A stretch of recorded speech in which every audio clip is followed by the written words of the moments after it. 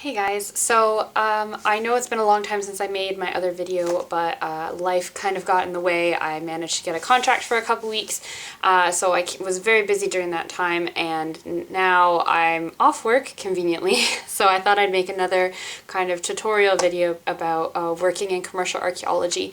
And today is just going to be really quick 5 tools that I think every person should have if they're working in the field as a commercial archaeologist. More so tiered towards beginners. However, I think all of these tools are things that you can use throughout your career, and myself, I personally do use them all fairly frequently. So the very first thing that you're going to be needing is a trowel. I actually have 2.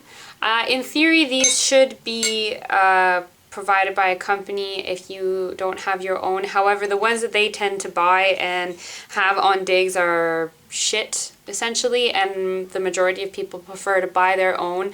That way, there's also a couple different brands, so you can get one that you prefer, and in a size. Sizing between America and Europe and what they prefer tends to be different. Over here, they like to use a much smaller trowel. So I've compensated for that by having my big trowel, which is a 4.5 lengths from of the blade, which is 12.5 centimeters, which is a pretty standard North American size trowel. And then I also have a 3-inch, so just this big, which is 9 centimeters from the base of the blade to the tip. Personally, back home, we always like to sharpen our trowels because the soil that we were digging through was clay, and it was really difficult, so kind of having a sharper edge was nice. Whereas over here, they tend to like them a bit duller, and they also let their trowels wear away to a very small size, like a nubbin. I get made fun of sometimes for calling it that on site, but that is what it is, and it's either through unwillingness to replace or just they prefer kind of the smaller size because it allows you a little bit more maneuverability. I have gotten both these trowels from a website called Archaeologists, which I found to be fairly good so far. My only trowel that I've kind of gone through, it got taken away by a digger driver, which is a story for another time. They range in price, so the budget trowels that are not going to last you very long and are going to be kind of crap are about £5, whereas more expensive ones, like the ones that I have, tend to be £12 to £15. So that might seem like a lot of money, but if you can manage to keep track of it, it's a very worthwhile investment, and they can tend to last you quite a few years until they wear away. I also prefer now to mark my trowels, so this is some pink duct tape that I've put around it. I do this because it's very easy to lose them on a site. They get covered in dirt very quickly. Like, this is my trowel looking clean, if you can believe it. And especially if you have a wooden handle like I do on this one, it's very easy for them to blend into the background. So I find having this saves me a bit more time when I've kind of tossed it to the side while I'm doing something else, and then I'm looking around, I'm like, where is it? No, I've lost it. Makes it a lot easier to find. There's a couple different brands that you can buy for trowels. So kind of the most popular in the UK is WHS, and then over in the US and Canada they tend to use Marshalltown. Both my trowels are a brand called Batafero, which I have been personally quite pleased with. There's nothing wrong with my trowels, they work great. It's just usually a matter of personal preference. Next up, we have a measuring tape. This one is a 5 meter, which is what I would suggest. You'll need to use the longer tapes for drawing and stuff like that on site. However, a company will provide those. Like, your site director will generally have a toolbox filled with all the things that you need. However, again, this is a personal preference. Most people just prefer to have one on their own that they can just kind of whip out. So you can just get these at any kind of tool store. I got this one at B&Q. I actually need to get another one because it's quite rusted from all the water, because we do tend to work in very waterlogged sites in Scotland during the rain and stuff like that. It's also got a click lock, which I thought would be really useful, but now regret. I would not really recommend getting this because it's very easy to just accidentally click it back, and then the tape just kind of goes back while you're in the middle of doing something. The other reason why a lot of people prefer to get their own tools is because if there's one box with everything on site, you generally tend to come upon situations where everyone will need the same thing at once. So if you already have your own supply of things sometimes, or at least the more basic stuff that's not really expensive, it can just make things go a little bit smoother. And that way you're not having to wait and stop working and kind of stand around doing nothing while someone else is doing something, because you're waiting for that tool to be free. So the third thing that I want want to talk about today, or that I would highly recommend, especially beginners, but even people who are more experienced to have, is these Past Horizons cards. They're officially called fieldwork data cards.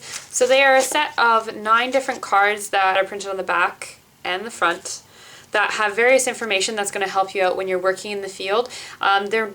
They're very basic. They're not going to tell you exactly like what you're looking at, but they're going to give you kind of help in making sure that you're doing everything thoroughly. So if you're taking a photo and such and you're not sure if everything that you're doing is right, for example, they have an entire sheet that's all about photography and site photography. And any checklists that you need to know, just a general kind of introduction to what you need on site and the basics. They also have, very useful, a card that's entirely about trench diagonals. Definitely help you if you ever have to set up a square and you're making sure that it's also the correct dimensions. I only recently got these, but I found them to be really useful, especially for making sure that I'm filling everything out correctly. The card on deposits and fills is really a useful guide for what kind of colors you should be using to describe soil, and also kind of percentages of inclusions, and it also has a scale built in as well, so you can do like a quick measurement of things. They come in a handy little plastic case. However, since everything on site tends to get quite waterlogged in Scotland, I'm going to be planning on getting these laminated just so I can kind of have them wherever and I don't have to worry about them getting ruined if I accidentally leave them out in the rain. Okay, so the fourth thing you're going to need is a notebook and a black ink pen. So these, again, wasn't something that I picked up right away, which when I kind of caught on to it was like, oh my god, that would have been so useful, and has proved to be very useful for me since I started taking up this habit. Essentially, the reason you need it is because it allows you to kind of take notes throughout a day that you can then go back and look at later when you're filling out contact sheets or records. It allows you to write down your start time and your end time so that your timesheet, if you're having to fill that out at the end of the week, you kind of know where everything is without having to think back and calculate everything in your head. Additionally, and this isn't very good practice, but it can be quite common, contact sheets don't always get filled out right away after you finish digging something. I have heard stories where, or some companies, their policy is that when it starts raining, you go in the car and you start filling out your paperwork. So you leave all of your paperwork until that time. These notebooks are then handy because if you're going to be sitting in a car and thinking, okay, what did I do last week, which was maybe the last time you had to do paperwork, and it's going to be really difficult for you to recall that without A, being able to look at it because you're sitting in a car, and B, because it was a week ago and you've done a bunch of stuff in between. So having these little notebooks on site and being able to take notes in them as you go is quite a useful habit to get into. I prefer to have a kind of more hardback notebook so that I don't have to have a surface to write on, which I found to be useful. As you can see, I filled out a couple pages of notes, and it's just been a very useful thing. The reason I emphasize a black ink pen is because you will generally probably have to be filling out stuff sometimes with your own pen because they are either in short supply or everybody's lost them or whatever. Black ink is the type of ink that's exempt, that is archive quality. So if you're writing something that's going to have to eventually go into a physical archive for a project, then it needs to be in black ink. Additionally, I would also recommend getting into the habit of writing in like block capital print letters. I think it's a really big issue for a lot of people in archaeology nowadays where people just write in their own handwriting, and then you kind of say someone else is printing that, is having to type that up in the office, and they're looking at it and they're like, I have no idea what this is. And if you're not around to ask them, and if that person's not around to ask, you just have to make a guess, which isn't exactly the ideal way for these things to get done. So printing in a legible hand is highly, highly, highly recommended. So the fifth and final thing that I'm going to recommend here is kind of unusual. There's a lot of things that could have filled this spot, to be honest. I have way more stuff in my toolbox that you could use, but I've chosen this just because I've discovered that it's been really, really, to be very, very useful and handy in a variety of situations. It's very versatile. So it's pink duct tape. I've personally found this to be very useful on site. I've fixed tools with it. I mark my trowel with it so that I don't lose it anywhere. And I use it sometimes on my nails in order to mark where they are so I can pick them out easily from the landscape. It's just a useful thing to have on site, and I've had people use it off me before because it is quite good. I found mine at Hobbycraft and it was on sale. It was like less I think it was about £2, £2.50, and hands down it's been some of the best money I've spent on any of my tools in my toolbox. So that was just a quick blurb on a couple things that I think every archaeologist should really be utilizing, especially beginners, in their field toolkit. If you like this video, please give it a thumbs up or subscribe. I will be planning on making more, but since my work schedule tends to jump all over the place, I don't really know when I'm going to have time to do one next. But I am planning on doing it, don't worry.